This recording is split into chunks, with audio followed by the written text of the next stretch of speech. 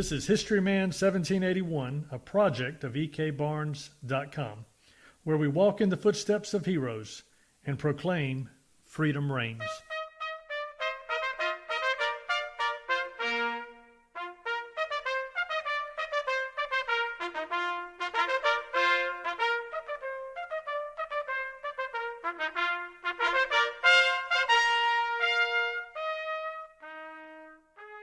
We are in the top of the Joseph Kershaw House in historic Camden, South Carolina.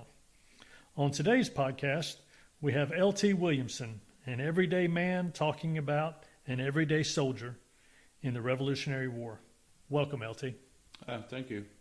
Man, you have a fascinating story and stories, more than one, about your quest to locate and identify your ancestors from the Revolutionary War. Tell us, start us off with how you started this quest.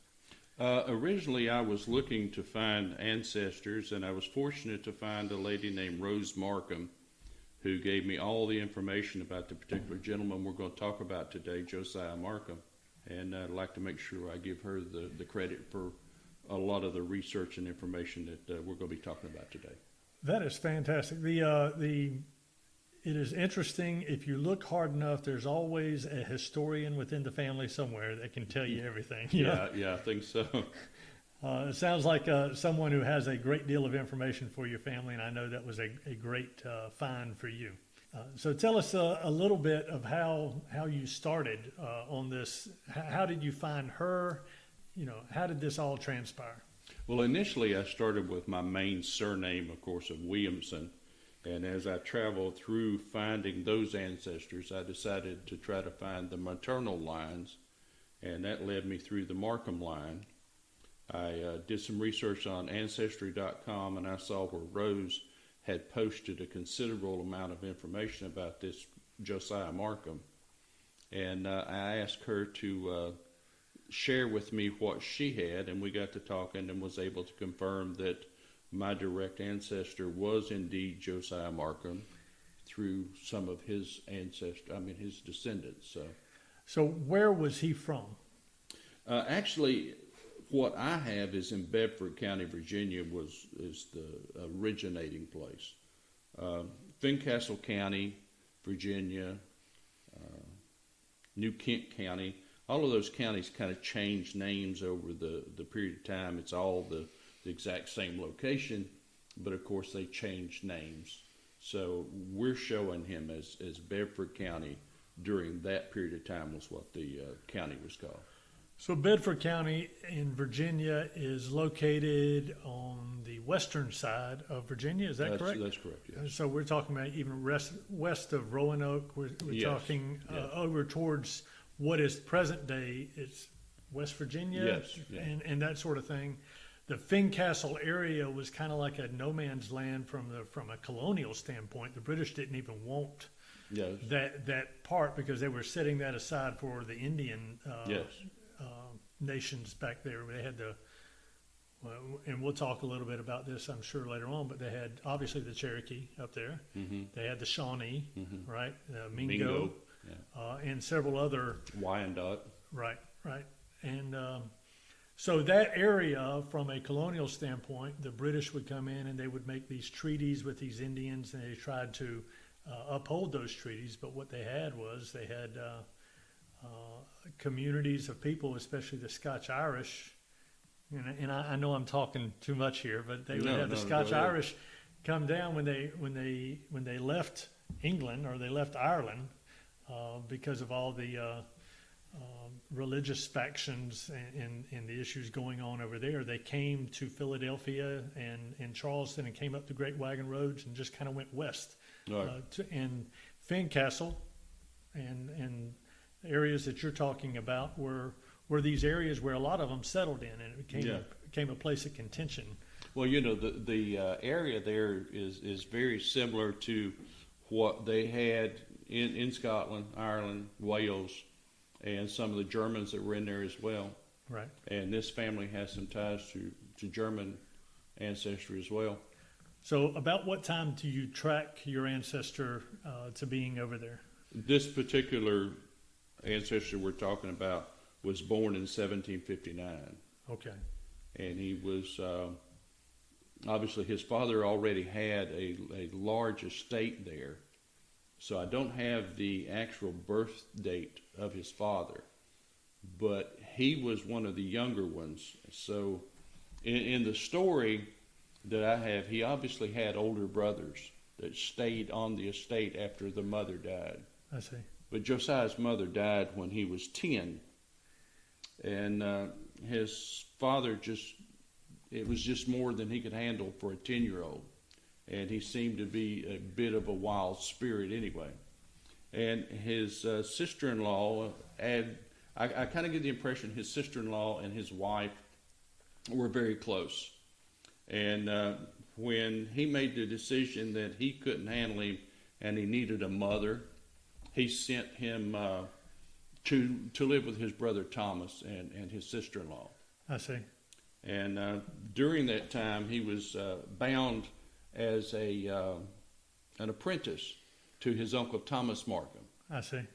And it was in a way of putting some structure into Josiah's life and getting him on the path, so to speak. And Josiah had wanderlust and was a very rambunctious, adventurous young man, from what I understand. And being 10-year-old, he did not really enjoy being put in a situation of strict regiment. And he ran away several times and was brought back. And he eventually ran away for good. And he hooked up with some people that were already frontiersmen. And he became part of a camp that was part of the Lord Dunmar's war under Colonel William Campbell. He was following Captain Tate, and they obviously found him useful in the camp as a camp aide to the officers. And he was about what age at that time? He was about 15 at that time. Right, okay, all right. So he was a little too young to officially be called a soldier, and they basically took him under their wing and let him stay with them, travel with them. He fought with the group, or at least was with the group in battles against the Mingo and the Shawnee tribes. And he apparently became very familiar with quite a few of the officers under this William Campbell, who was a colonel. And this was all done under British rule. At that time, they were part of the Brits trying to clear certain areas of the Mingo and Shawnee so that the settlements could be created. I see. And it was a back and forth bit of war for some time.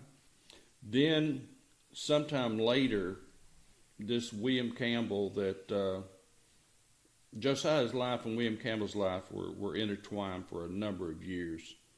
And Josiah served as the aide, like I say, to several of the officers. And during Lord Dunbar's war, let me re-say that, Lord Dunbar's war, that's not an easy thing to say. They were under British governance. And then Colonel Campbell broke openly with the British government, and he established his revolutionary credentials in 1775. And Campbell was one of the 13 members of the local committee of safety to sign the Fincastle resolutions. So the Fincastle resolutions, do you know anything about those? It was the early expression to support armed resistance to the British Crown. Okay. I'm sure there's a lot more details to that I didn't follow into. Sure. If you don't mind, for our listeners, they had across the colonies, across the area, they had resolutions from a lot of different communities. They had the Mecklenburg resolutions, Fincastle resolutions. I think Wilmington had a group of about 25 to 40 that signed a similar type of resolution where they were all just kind of, coalescing an idea of freedom, an idea of liberty. Among the signers of the Fincastle resolutions were a lot of the backcountry leaders, including Campbell, as you said, but also an Evan Shelby, who was the father of Isaac Shelby, who was also at some of these battles, especially Kings Mountain, but very involved in the upstate. So your ancestor, Josiah, was with Campbell, who was, like you said, established his revolutionary credentials at a pivotal time in our history. So sorry I did that to you. Oh, no, that's fine. It's great to make sure the listeners understand what we're talking about. Campbell actually received a captain's commission in the Virginia Provisional Forces and was assigned to the 1st Virginia Provisional Regiment, and it was commanded by Patrick Henry. And this was in the autumn of 1776. Campbell found enough time away from soldiering. He actually courted Patrick Henry's sister Elizabeth, and they were married in 1776. The Indian dangers and the Tory dangers on the frontier led Campbell to request that he be released from continental service to return to Southwest Virginia to help protect that area. And his request was granted October 6, 1776. At that time, Josiah kind of went on his own with this Captain Tate that he had befriended earlier, and they went into North Carolina, and they found a group in North Carolina militia, and he was enlisted as a drummer at age 17 under Major General Richard Caswell. And they were marched south into South Carolina in support of Gates in the Battle of Camden in 1780. And that's kind of what made this a very interesting story for me. I had moved to Camden and had lived in Camden for some 20 years before I started this family research. And I had never been to the Battle of Camden. I had heard about it. Right. And when Rose, the lady, supplied most of my information on this line, and I got to talking, she was saying, well, you're in Camden. Have you ever been to the Battle of Camden? And I said, no. And she said, well, you've got a direct ancestor that was in the Battle of Camden. So that brought history to life for me. And as I started researching him, I thought it was very interesting that one of my ancestors had basically risked his life to free an area that would eventually become Camden, South Carolina, where I would come and raise a family and children and grandchildren and spend my life. It kind of comes full circle for you. It did. It was a kind of an awakening moment, right, if you will. I'd never been much of a history person until I started doing family research and genealogy.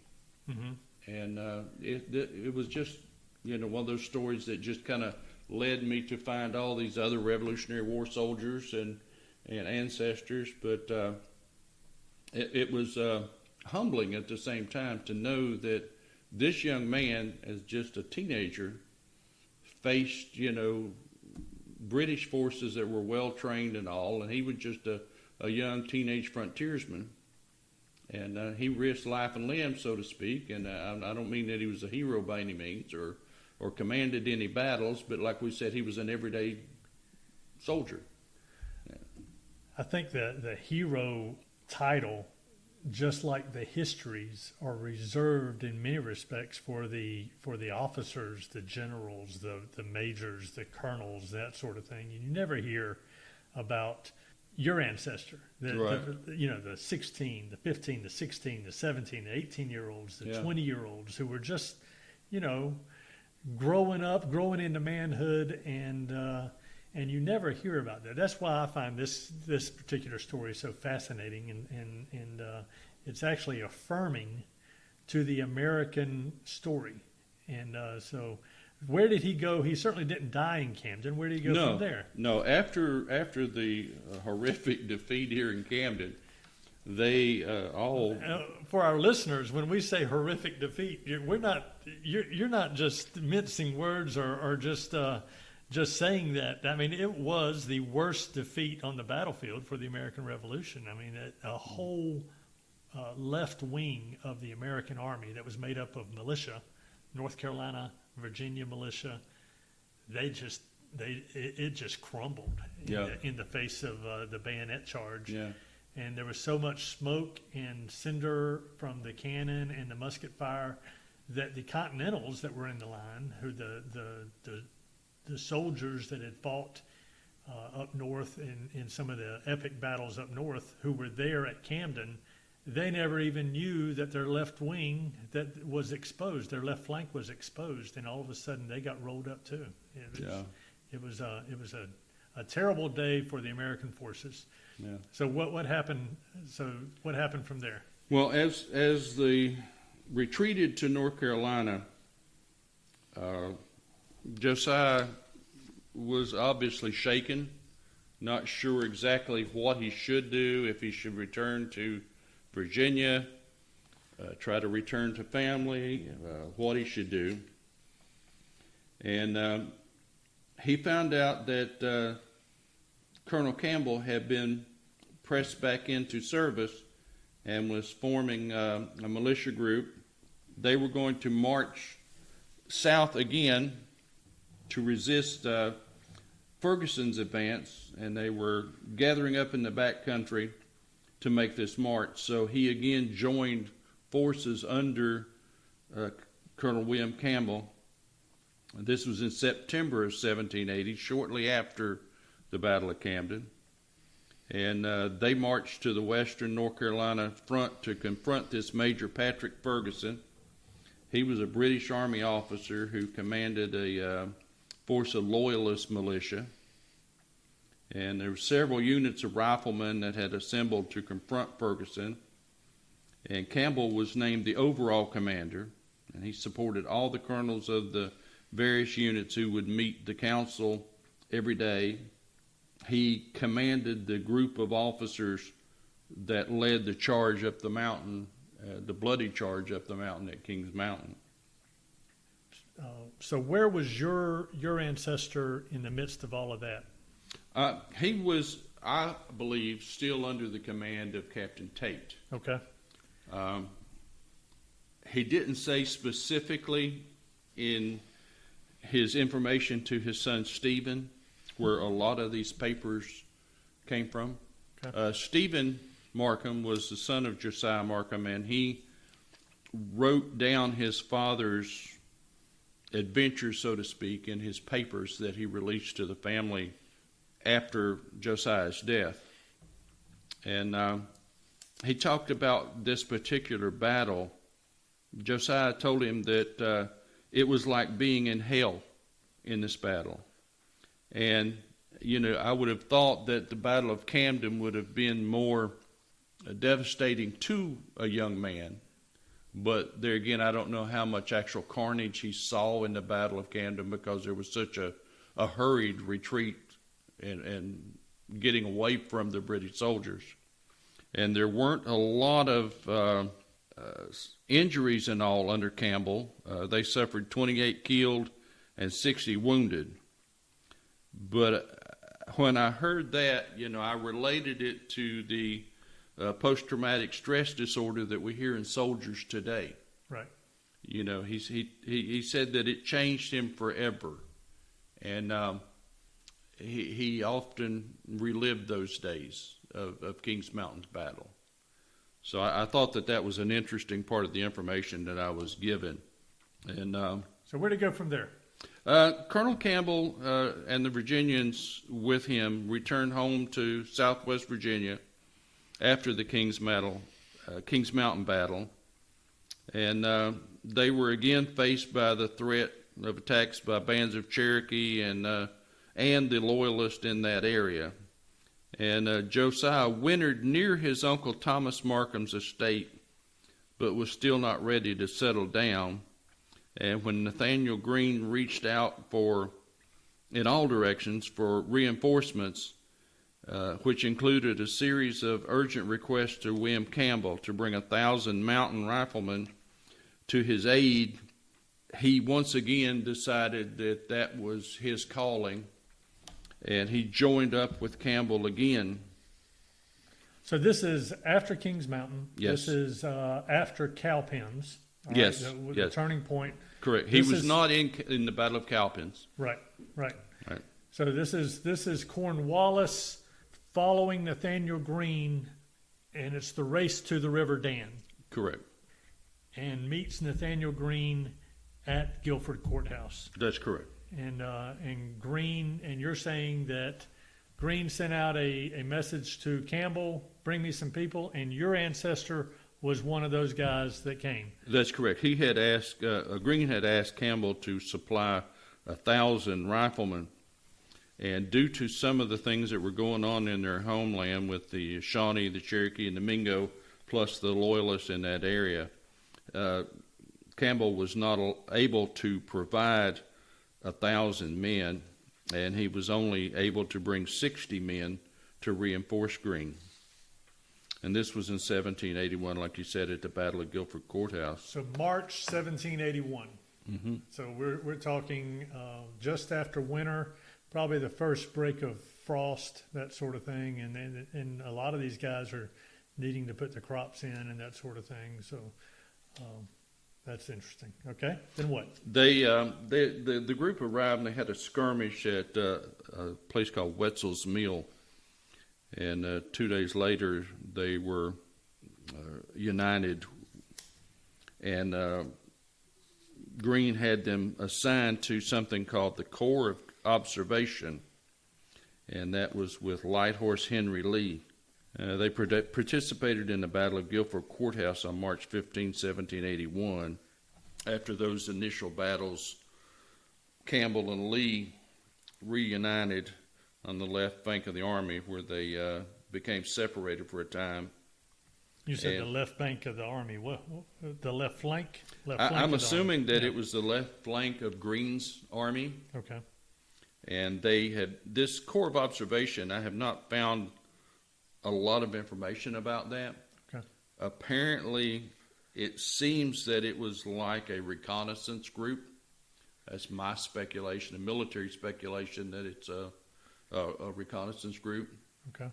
And they had some minor skirmishes and would fall back, and eventually were reunited on the left and joined the left flank of the battle. Greene and his army retreated. The Brits claimed victory, but it was a very devastating victory for them, and it was kind of retaliation for the Battle of Camden. I feel like, it gave them an opportunity to lay away a lot of British soldiers, and it really impacted Cornwallis's troops. Of course, they went to Yorktown from there. Yes. And, he was, if I recall correctly, Cornwallis suffered another third or fourth of his army was just decimated. And he was already struggling for supplies, and he needed to hook up with his counterparts in the north. And they were hoping to do that at Yorktown. So he skedaddled over to Yorktown. And, of course, that was the end of him there. Did your ancestor follow him to Yorktown? No, he did not. He stayed with Campbell, and after that battle, they moved back into Virginia. Okay. For support against the Mingo and the Shawnee, and the protecting the western front, if you will. Greene had been so impressed with Campbell's men that came to support him that he gave him a lot of public praise, and he personally wrote Campbell to congratulate him and thank him for his contribution, that he gave his group permission to return home. So they retreated back to the confines of Virginia mountains, and that's where Josiah ended his military career at age 22. He had been given his discharge at Hillsborough, North Carolina. He moved back into the mountains there of Virginia and started his part of claiming the grounds and the lands and stuff there that eventually became West Virginia. And what we know about some of this historical record, some of these soldiers, you never hear anything more about them. Right. I mean, the only reason we know anything about him is because of the pension records. That's correct. And that didn't come around till the 1800s, Yes, right? yes. So, I mean, He was in his 70s or late 60s, I believe, when he applied for his pension.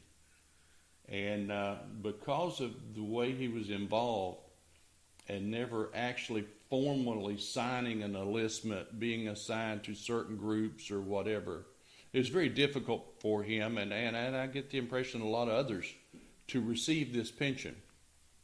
And his son Stephen helped him with preparing this, and there was some confusion about just exactly what he did do, when he did it, but on his pension, he was granted his pension. So he was able to find enough people to attest that they had seen him at different battles. One of them, he was a wagoneer, they said. Another one said he was playing the drums. That's the thing that we seem to be confirmed, that he actually did serve in the Battle of Camden as a drummer. Quickly, like I say, retreated and found out very quickly that having a gun would be a lot more valuable than having a drum. And apparently he was a lot better with a gun than he was a drum. Well, you had said before, wasn't he he was apprenticing for a gunsmith? Yes.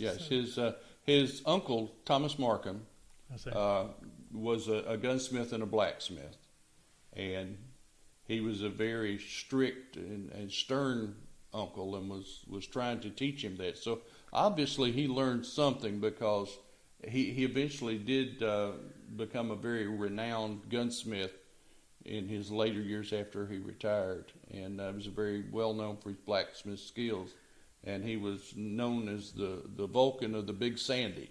The Vulcan of the Big Sandy. Yeah, and that title has always been interesting to me. That it's on the Big Sandy Fork of the Tug River, near a place called 12 Pole Creek, West Virginia. Very good. And it's also known as the left fork of 12 Pole. And that's where my Williamson line pretty much originated, that tied into the Marcum line. Well, it's a very backwoods part of West Virginia. Well, thank you so much for that great story of an everyday soldier in the Revolutionary War.